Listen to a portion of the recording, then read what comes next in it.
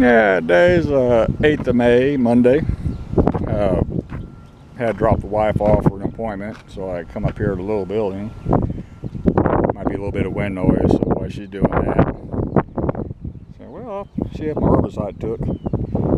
It took. See a lot of color change. A lot of wilted leaves. So, the rain that came about 5 hours after I sprayed did not hurt anything. So, yeah, actually looking pretty good. So I got another good kill, and made a note. Of course, I also got a video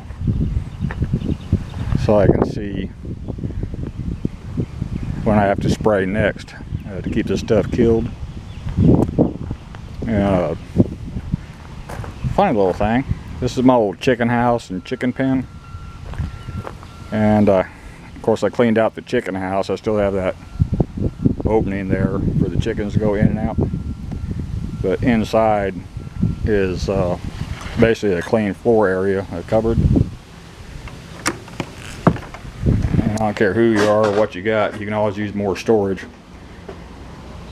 So this is a handy little area for some storage. A little extra benefit. Nothing going to get hurt. Pretty much out of the weather. It will leak water when it rains. Right there in that gap, I'm not concerned about it. I'm not concerned about the rot down at the bottom of the boards. I'm not trying to keep any critters in here.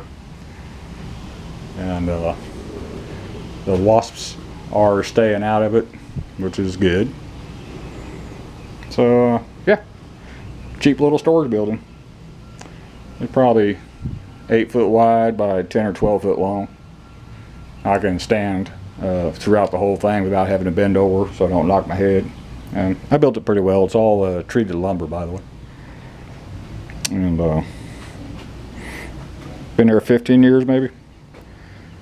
Wife wants to get chickens. I said, well, you don't drive and I ain't going to water them every day, so no.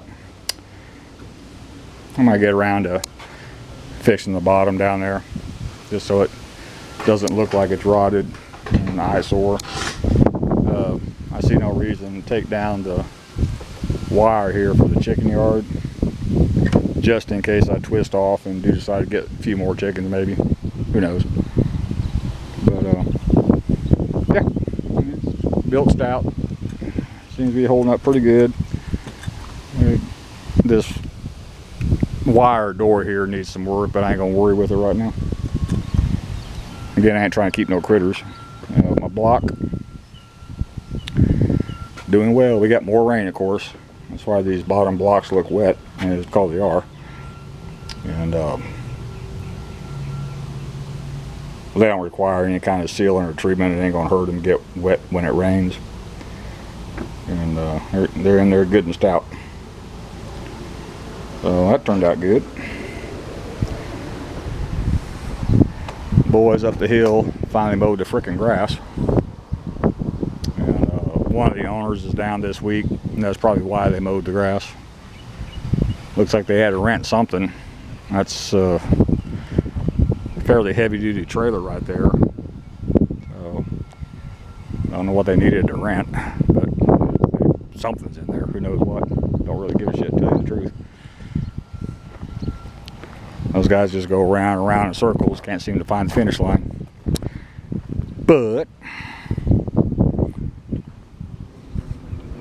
I was talking to a friend of mine, asked me if I ever wanted to buy it back for pennies on the dollar, and my real simple response was, hell no. I am never, ever going to deal with an employee again. Ever. You know, I don't need the heartache, and Lord knows I don't need the money. Have no desire to buy it, build it back up, and turn around and sell it again. It's just, it ain't one of my desires. I don't need the horse shit. So, in here in my little building, haven't been down here for a few days. The humidity's pretty high. The humidity's pretty high here in East Texas. So it's also high inside the building, so I just turned on the AC. Already started sucking water out of the down here. I'll leave the AC running, get some humidity out. Let's go look at my meter, see what we got.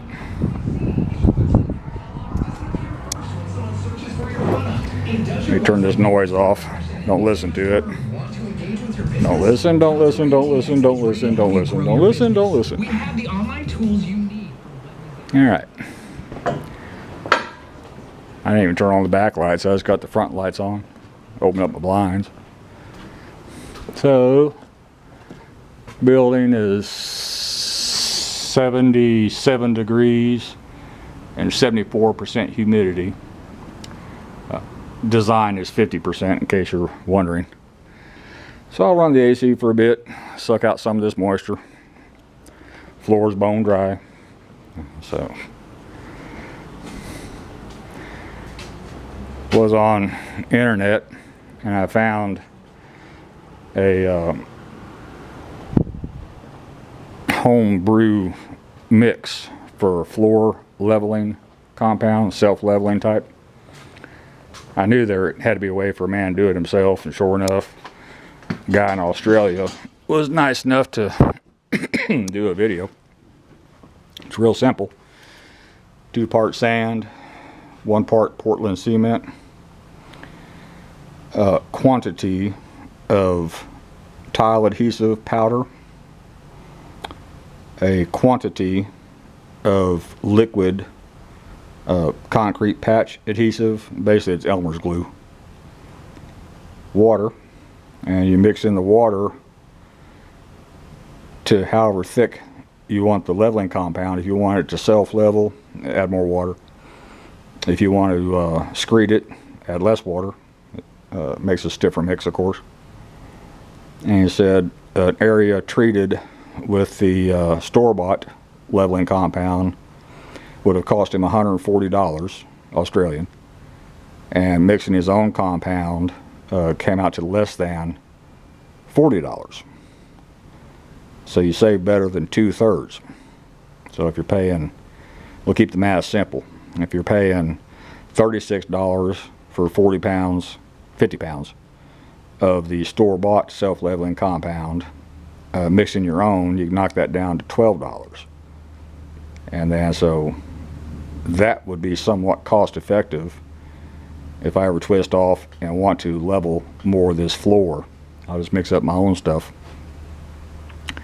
It's real simple. He mixes the dry component first and pours out in a 5-gallon bucket what he needs for whatever pour he's working on, then adds in the proportioned amount of the wet components, mixes it in the 5-gallon bucket, pours it, repeat. Not a whole lot to it. So a man could do a job like this fairly inexpensively. Again, hell, you never know. If I get bored enough, I might get all the stuff and mix up my own and do some more of the floor. Yeah, that's what the boys is doing up the hill. Not much. I did hear one machine running. That's better than what I normally hear, which is nothing running. So anyway, I'll sit here and enjoy my morning. That's about all for this one. Thank you.